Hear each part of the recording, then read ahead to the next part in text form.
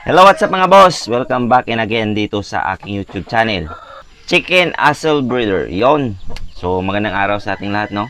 At yun nga, sa nakikita nyo dyan yung aking turning to 5 months old ngayong March 12, no? At ngayon ay March 10, 2025. Yan nga pala yung kinabitan natin ng strap ng tsinila sa kanyang paa. Ngayon ay ipapakita ko sa inyo kung effective nga ba yung paglagay natin ng strap ng tsinila sa kanya. At ipapakita ko sa inyo na itatali natin siya kung ano nga ba yung magiging reaksyon niya. At may compare nyo dyan sa inyo kung itali nyo lang diretso yung alaga nyo kung ano yung naging reaksyon ng inyong alaga. So bago yon, bago ko ipakita mga boss, ay gusto ko muna magpasalamat sa solid na sumusuporta dito sa aking YouTube channel, sa mga subscribers ko at sa mga silent viewers.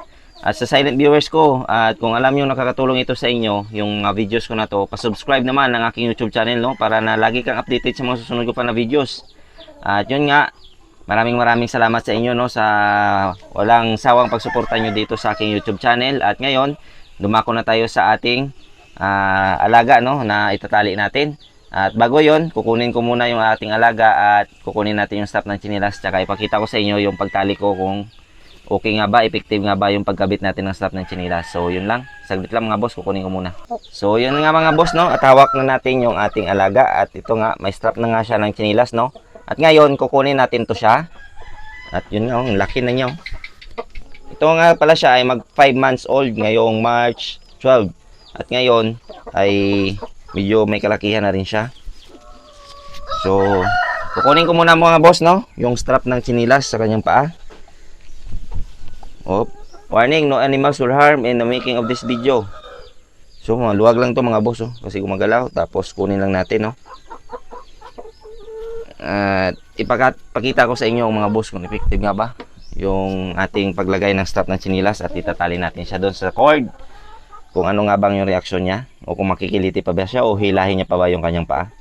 So yun, nakuha na natin mga boss, oh. Ang laki na ng alaga natin. Yun, no. Ang haba ng paa. 5 months old pa lang yung mga boss, no.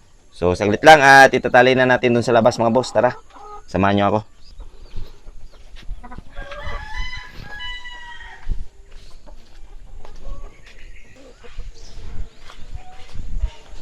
So yun na nga mga boss, dito na nga yung cord natin, no.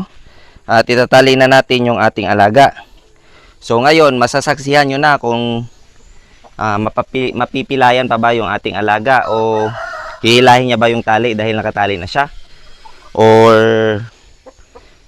hindi na.